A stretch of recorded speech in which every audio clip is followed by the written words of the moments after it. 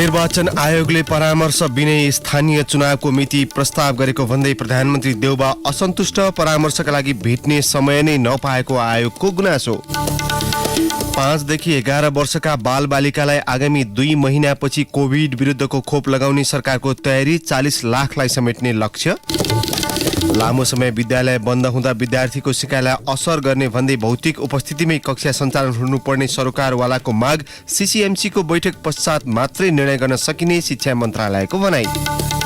मूल्य वृद्धि र कोभिड-19 को प्रभावका बीच अमेरिकाको अर्थतन्त्र आर्थिक वृद्धि दर 3 दशक यताकै सबैभन्दा बढी, 1,19 लाख जनालाई रोजगारी। र नेपाल क्रिकेट संघ क्यानद्वारा सन् 2022 का लागि पुरुष र महिला गरी 18 जनालाई सम्झौतामा अनुबन्ध। नमस्कार, कान्तिपुर डायरीका साथ म साथी रमेश र म अनिल। समाचार अब विस्तारमा। स्थानीय तहको चुनाव तोक्ने विषयले सरकार र निर्वाचन आयोग बीच नै दूरी बढेको छ। वैशाखमै चुनाव गर्नुपर्ने भन्दै मिति तोक्न ताकेता भएपछि सरकारले आयोगसँग समन्वय गर्न छाडेको छ। संवैधानिक निकाय आयोगले मिति तोक्न दबाब दिएर सीमा नागेको आरोप समेत सरकारले लगाउन थालेको छ।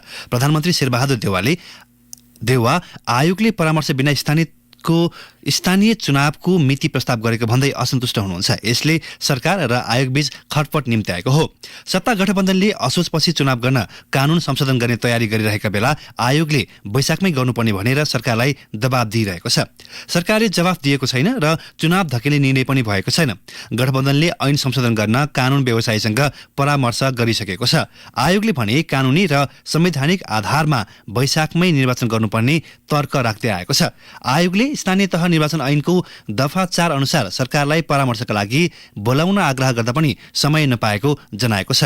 दलका प्रतिनिधिसँग समेत छलफल गरी संकलन गरेको सुझावका आधारमा आयोगले परामर्शको खाका तयार गरिसकेको जनाएको छ। आयोगका अधिकारीले एक सातादेखि प्रधानमन्त्री र मन्त्रीहरूलाई भेट्न समय मागिरहेका छन्, तर सरकारका तर्फबाट सकारात्मक जवाफ नआएपछि मंगलबार आयोगले विज्ञप्ति नै निकालेर मिति यथाशीघ्र तोक्न सरकारलाई आग्रह गरेको थियो। प्रमुख निर्वाचन आयुक्त दिनेश थपलियाले भन्नुभयो, हामीले परामर्शका लागि खबर पठाएका हौं, कहिले खबर आउँछ भनेर आयोग सम्पूर्ण विवरणसहित तयारी अवस्थामा बसेको छ। छिटो मिति तोक्न सरकारलाई ताकेता गरिएको छ। आयोगले त्यसको जवाफ नपाउँदा अन्यल छ। आयोगले चुनावका विषयमा राजनीतिक दलसँग छलफल गरेपछि सरकारलाई परामर्श दिने परम्परा थियो। 2 साता अघि दलसँग छलफल गरेपछि आयोगले माघ पहिलो साताभित्र मिति घोषणा गरे मात्रै वैशाखमा अन्तिम स्थानीय चुनाव गर्न सकिने बताएको थियो। यसैबीच राष्ट्रपति विद्यादेवी भण्डारीले प्रधानमन्त्री शेरबहादुर देउवालाई संविधानको भावना बमोजिम वैशाखमै स्थानीय निर्वाचन गर्न सुझाव दिनुभएको छ। राष्ट्रपति निवास शीतल निवासमा पुगेका प्रधानमन्त्री देउवालाई हिजो उहाँले अन्य निर्वाचन पनि समयमै गरेर संविधानको पूर्ण कार्यान्वयनमा जोड दिनुपर्ने उल्लेख गर्नुभयो। भेटमा प्रधानमन्त्री देउवाले स्थानीय निर्वाचनका विषयमा सबै दलसँग परामर्श भइरहेको बताउनुभयो।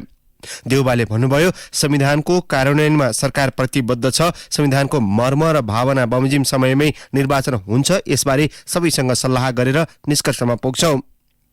राष्ट्रपति भण्डारी र प्रधानमन्त्री देउवाबीच बुधबार सम्पूर्ण राष्ट्रिय सभा निर्वाचन, संसदको गतिरोध अन्त्य गर्ने लगायतका समसामयिक राजनीतिक विषयमा समेत छलफल भएको स्रोतले जनाएको छ। राष्ट्रपतिका प्रेस सल्लाहकार टीका ढकालले भन्नुभयो, यो नियमित भेटघाट हो, खास विषयवस्तु केही थिएन। प्रधानमन्त्रीज्यू दिउँसो 3 बजे आउनुभएको थियो। करिब 1 घण्टा कुराकानी भयो। स्रोतका अनुसार देउवाले कार्तिक मङ्सिरमा 3 तहको निर्वाचन एकैसाथ गर्नका लागि संयोजनको भूमिका निर्वाह गरिदिन राष्ट्रपति समक्ष आग्रह गर्नुभएको थियो।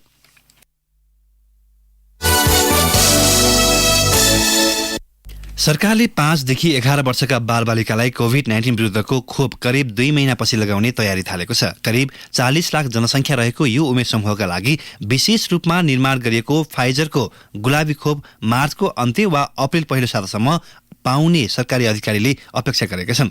प्रधानमन्त्री शेरबहादुर देउवाका स्वास्थ्य सल्लाहकार डाक्टर आरपी बिच्छाले कान्तिपुरसँग भन्नुभयो, 5 देखि 11 वर्ष उमेर समूहलाई लगाउन मिल्ने फाइजर खोप अप्रेलको पहिलो सातासम्म आउने सम्भावना छ। खोप आउन साथ 2 देखि 3 महिनाभित्र हामी यो उमेर समूहका पूर्ण जनसङ्ख्यालाई खोप लगाउन सक्छौं। सरकारले धेरै अघि नै 12 देखि 17 वर्षसम्मका बालबालिकालाई लगाउन 60 लाख मात्रा खोपका लागि विश्व बैंक मार्फत फाइजर कम्पनीसँग अनुबन्ध गरेको थियो। तर कोभ्याक्स सुविधाको सहयोग अन्तर्गत मोडेनाको खोप लाख मात्रा आयो। थप 40 लाख मात्रा मोडेना समेत नेपाल भित्रिसकेको छ। यसरी भित्रिएको कुल 74 लाख मात्रा मोडेना 12 देखि 17 वर्षका बालबालिकालाई दिन थालिएको छ। हुम्लामा कोरोना विरुद्धको बुस्टर डोजको अभाव भएको छ। खोप नहुँदा अहिलेसम्म एकजनाले पनि बुस्टर डोज लगाउन पाएका छैनन्। जिल्ला स्वास्थ्य सेवा कार्यालयका अनुसार जिल्लाभर 27,690 जनाले पहिलो डोज र 14,057 जनाले दोस्रो डोज लगाएका छन्।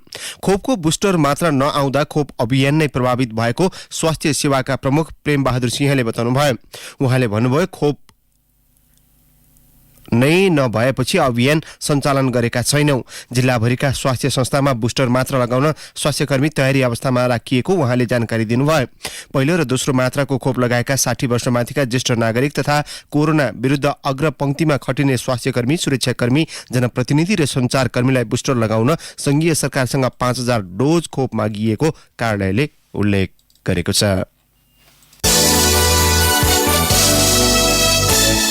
भिजिट भिसाको आवरणमा दलाल र कर्मचारीले मिलेमत्त गर्दै मानव तस्करीको धन्दा चलाएको आशंकामा सरकारले त्रिभुवन अन्तर्राष्ट्रिय विमानस्थल अध्यागमन कार्यालयमा मार्शल टिम परिचालन गरेको छ।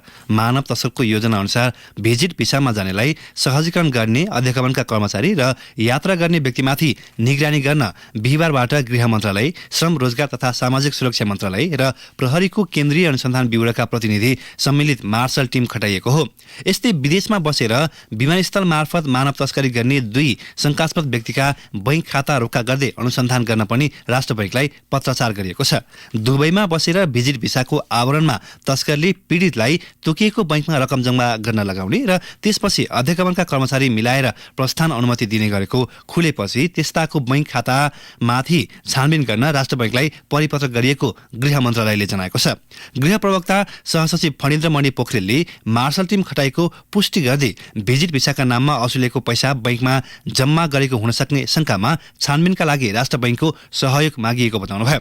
यसअघि श्रम मन्त्रालयमा यस सम्बन्धी छलफल भएको थियो। त्यस क्रममा भिजिट भिसा मार्फत तस्करी गर्न 2 जना व्यक्ति दुबईमा बसेर योजना बनाउने गरेको पनि ब्रिफिङ भएको थियो।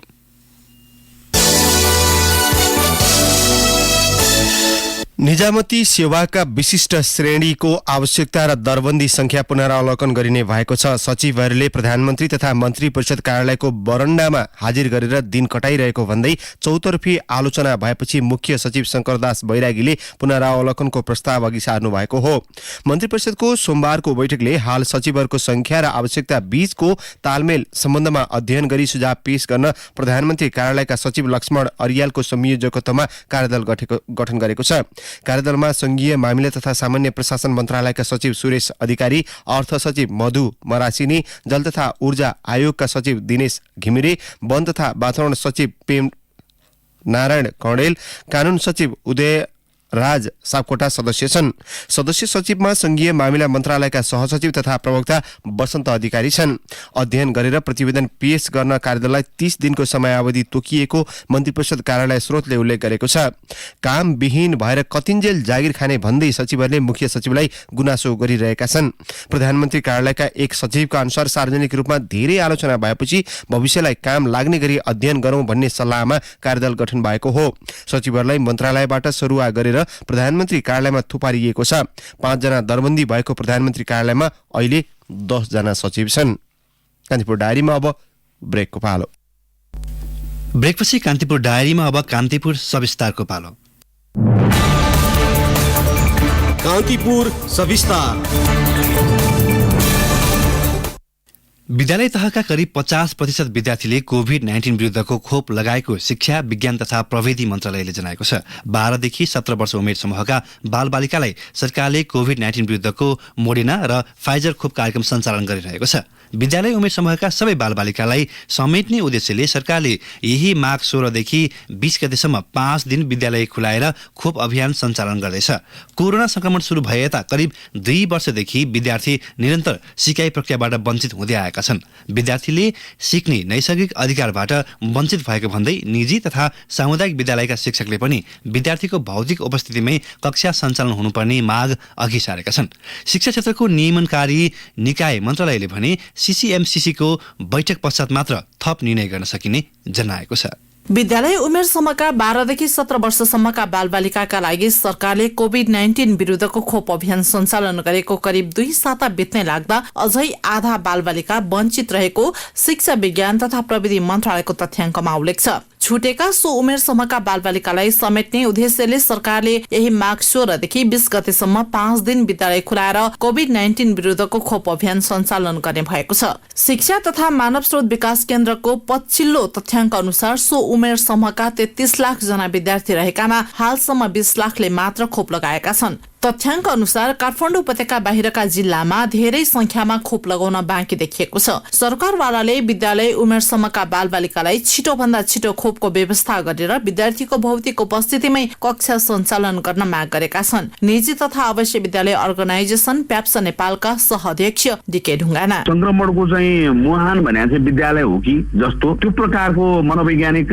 असर बालबालिकामा पनि त्यो खालको मनोविज्ञान चाहिँ हामी एडल्टहरूमा पनि परेको छ। जति बेला पनि केही अलिकति तलमाथि पो विद्यालय बन्द भनेको छ, पसलहरू खुलेकै छन्, दैनिकीहरू चलेकै छ, अभिभावकहरू काममा जानु भएकै छ। विद्यालयमा चाहिँ कोरोनासँग लड्ने जुझ्ने त्योसँग कसरी हामी सुरक्षित हुन सक्छौँ भन्ने खालको ज्ञान र सिप उपलब्ध गराउनका निम्ति अब प्रेरित गर्नुपर्छ, विद्यालय अब ट्रेन गर्नुपर्छ। हाम्रा विद्यालयमा पनि त अभिभावकलाई तपाईँले खोप लाउनु हो कि लगाउनु भएन भने चाहिँ हामीले खोप नलागेका अभिभावकलाई त्यहाँ पत्ता लगाउन सक्ने भयौँ। खोप नभएका विद्यार्थीहरूलाई प्रवेश नदिने, अभिभावकलाई प्रवेश नदिने गरेछ। खोपको पनि मात्रा बढ्ने भयो। त्यसो भएको हुनाले यसलाई अलिक वैकल्पिक ढङ्गले सोच्नुपर्छ कि। शिक्षा तथा मानव स्रोत विकास केन्द्रको तथ्याङ्क अनुसार कोरोना संक्रमणको अवधिमा लागू गरिएको वैकल्पिक शिक्षण विधिमा सबैभन्दा बढी रेडियो प्रभावकारी देखिएको छ। रेडियोबाट प्रसारण हुने शैक्षिक सामग्री 80% प्रभावकारी रहेको केन्द्रले देखाएको छ। यस्तै टेलिभिजन 50%, शहरी र ग्रामीण क्षेत्रमा अनलाइन कक्षा 17% मात्र प्रभावकारी पाइएको केन्द्रले जनाएको छ। सामुदायिक विद्यालयहरूको संगठन क्षेत्रीय विद्यालय समन्वय केन्द्रका अध्यक्ष सूर्य प्रसाद घिमिरे विद्यार्थीलाई खोप दिएर विद्यालय सञ्चालन गर्नुपर्नेमा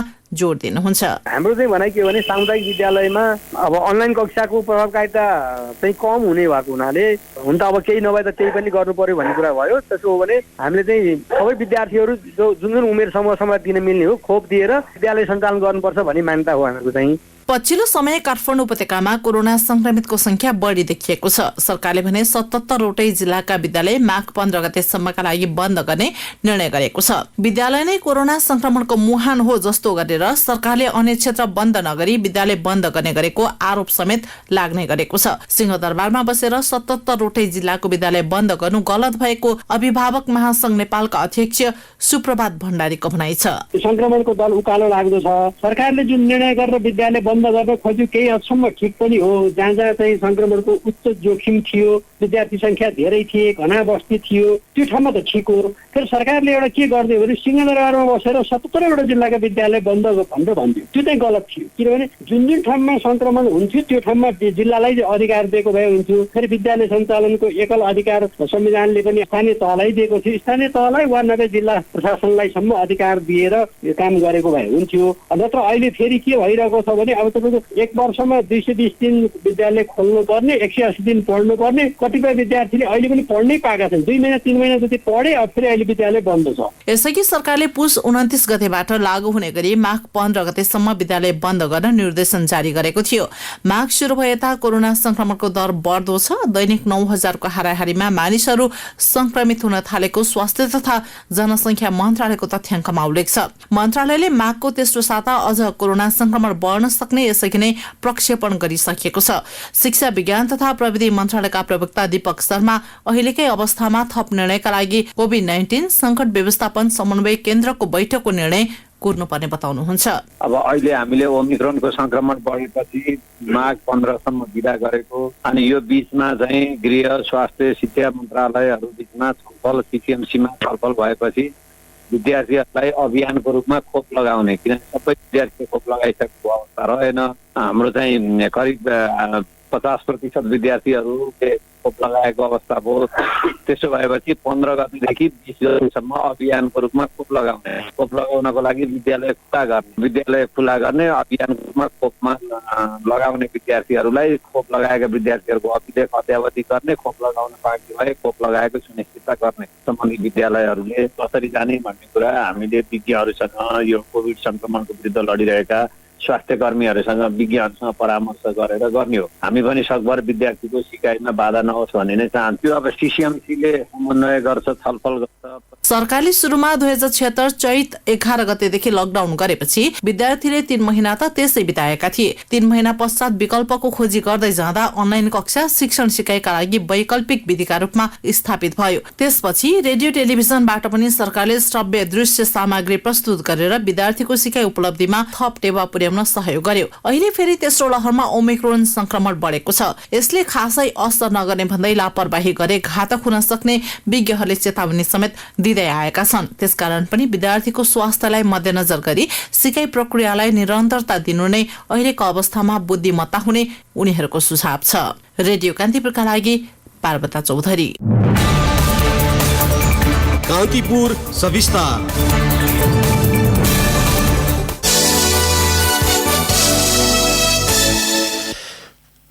कांग्रेसले केन्द्रीय कार्य सम्पादन समिति गठन गर्न आज केन्द्रीय कार्य समितिको भर्चुअल बैठक बोलाएको छ। निर्वाचन लगायत विषयमा बैठक बोलाउन पार्टीमा माग हुँदै आए पनि आज कार्य सम्पादन समिति गठनको एजेन्डा मात्रै राखिएको छ। पार्टी विधानको धारा 23 मा कार्य सम्पादन गठनको प्रावधान छ। समितिमा केन्द्रीय समितिका पदाधिकारी पदेन र सभापतिको प्रस्तावमा केन्द्रीय समितिका सदस्य मध्येबाट 31 जना सदस्य मनोनित हुन्छन्। केन्द्रीय सदस्यबाट मनोनयन गर्दा समावेशितालाई ध्यान दिनुपर्ने विधानमा उल्लेख छ। कार्य सम्पादन समितिका संसदीय दलका नेता र प्रवक्ता पदेन सदस्य रहन्छन्। एक पदाधिकारीका अनुसार सभापति शेरबहादुर देउवाले आजको बैठकमा करिब 25 जनालाई मनोनयन गर्ने तयारी गर्नु भएको छ। नागढुङ्गा सिस्ने खोला सुरुङ मार्ग निर्माणमा मुआब्जाको समस्या अझै टुङ्गिएको छैन। काठमाडौँतर्फ सुरुङको भौतिक संरचना निर्माणका लागि आवश्यक जग्गाको मुआब्जा नटुङ्गिँदा थप काम अघि बढ्न सकेको छैन। सुरुङका लागि बलम्बु क्षेत्रमा 12 रोपनी जग्गा आवश्यक छ, जहाँ फ्लाइओभरका 2वटा फाउन्डेसन निर्माणको काम मात्र भएको छ। जग्गाको मुआब्जा टुङ्ग्याएर रकम दिन नसक्दा थप काम अघि बढ्न सकेको छैन। मुआब्जाका लागि मात्र 1.25 अर्ब रुपियाँ चाहिनेछ। चालु आर्थिक वर्षमा 1.5 करोड रुपियाँ मात्र बजेट विनियोजन हुँदा मुआब्जा दिन नसकिएको नागढुङ्गा सिस्ने खोला सुरुङ मार्ग आयोजनाले जनाएको छ। सडक विभागको स्रोतबाट अर्थ मन्त्रालयलाई मुआब्जा दिनकै लागि 30 करोड रुपियाँ रकमान्तर गर्न लगाइएको आयोजनाका निर्देशक नरेशमान साक्यले बताउनुभयो। उहाँले भन्नुभयो, अर्थ मन्त्रालयले विनियोजित रकममा 30 करोड थप गरेर दिएको छ। यो रकम पनि पर्याप्त होइन, जति आयो त्यो वितरण थालिसकेका छौँ। थप 35 करोड रुपियाँ रकमान्तर गर्न माग गरेर पठाइएको छ। उहाँले भन्नुभयो, मागिएको रकम आए 1.5 महिनामा काम चल्थ्यो।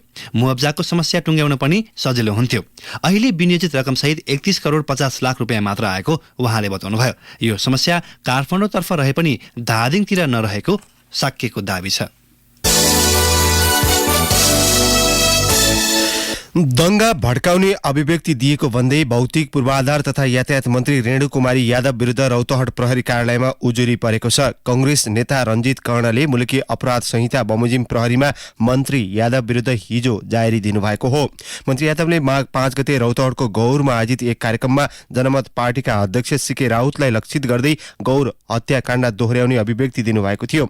सो अभिव्यक्तिले दुई समुदाय बीचमा साम्प्रदायिक द्वन्द्व फैल्याउन मद्दत पुगेको दावी गर्दै कांग्रेस नेता कर्णले मन्त्री यादवलाई मुलुकी अपराध संहिता 2074 को दफा 5 ग बमोजिमको कैद र जरिवाना माग गर्दै जाहेरी दिनुभएको हो। कान्तिपुर डायरीमा पुनः ब्रेकको पालो। अब आर्थिक प्रसंग। नेपाल राष्ट्र बैंकले 10 अर्ब रुपियाँको ऋणपत्र बिक्रीका लागि गरेको आह्वानमा करिब 5 गुणा धेरैको माग परेको छ। बजारमा तरलता समस्या कायमै रहेको अवस्थामा पनि बैंक तथा वित्तीय संस्थाबाट करिब 52 अर्ब रुपियाँ बराबरको माग परेको हो।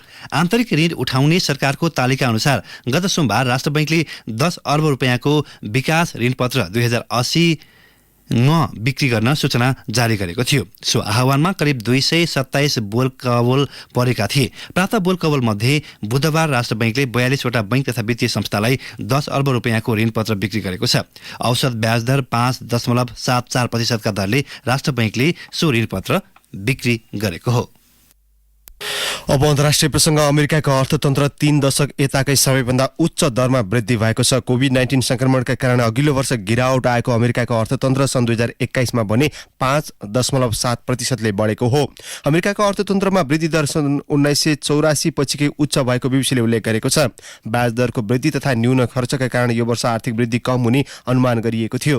यस्तै चरम मूल्य वृद्धि र कोभिडको नयाँ भेरिएन्ट ओमिक्रोनका कारण पनि अर्थतन्त्र खुम्चिने प्रक्षेपण गरिएको थियो। अमेरिकामा सन् 2021 को अन्त्यमा मूल्य वृद्धि दर 7% भन्दा बढी थियो। 1.90 करोड जनालाई श्रम बजारमा रोजगारी सृजना गरिएका कारण अर्थतन्त्रमा वृद्धि भएको बीबीसीले जनाएको छ। कोरोना संक्रमण जोखिमका कारण अघिल्लो वर्ष 2.20 करोड जनाले रोजगारी गुमाएका थिए। अमेरिकाका राष्ट्रपति जो बाइडेनले अर्थतन्त्र वृद्धि गर्न सरकारको प्रयास सार्थक भएको दावी गर्नुभयो। अब खेल प्रसङ्ग। नेपाल क्रिकेट संघ क्यानले सन् 2022 का लागि पुरुष र महिला 18 खेलाडीलाई केन्द्रीय सम्झौतामा अनुबन्धन गरेको छ। क्यानको बिहिबार भैरहवामा बसेको बैठकले केन्द्रीय सम्झौतामा रहेका खेलाडीको वर्गीकरण पनि गरेको छ। पुरुषतर्फ कप्तान सन्दीप लामिछाने, पूर्व कप्तान ज्ञानेन्द्र मल्ल, दिपेन्द्र सिंह ऐरी, सोमपाल कामी र करण केसीलाई वर्गीकरण गरिएको ग्रेड ए मा राखिएको छ। कुशल भुर्तेल, आसिफ शेख, शरद भेसवाकर, आरिफ शेख, अविनाश बोहरा र विनोद भण्डारी ग्रेड बी तथा कुशल मल्ल, रोहित कुमार पौडेल, कमल सिंह ऐरी, विक्रम सोब, साहब आलम, सुसन भारी र पवन सराफलाई ग्रेड सी मा राखिएको छ।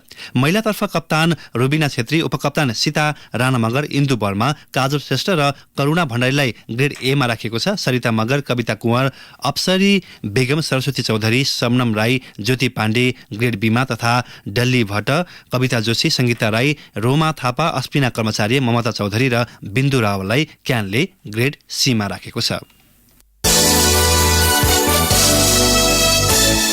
अब मौसम सम्बन्धी जानकारी। काठमाडौँ उपत्यका सहित देशैभर मौसम बदली हुने जल तथा मौसम पूर्वानुमान महाशाखाले जनाएको छ। पश्चिमी न्यून चापिय प्रणालीको प्रभावले प्रदेश 1 र बागमती प्रदेशका केही स्थानमा हल्का वर्षाको सम्भावना छ। केही बेरअघि 6 डिग्री सेल्सियस मापन गरिएको काठमाडौँ उपत्यकाको अधिकतम तापक्रम आज 14 डिग्रीसम्म पुग्न सक्नेछ। सूर्योदय बिहान 6:53 भयो भने सूर्यास्त भरे साँझ 5:41 हुनेछ। हवस्, तिनै प्रसङ्गसहित कान्तिपुर डायरीको यो बुलेटिन अहिलेलाई यहीँ सकिन्छ। साथी रमेश र म अनिल बिदा माग्छौँ। नमस्कार।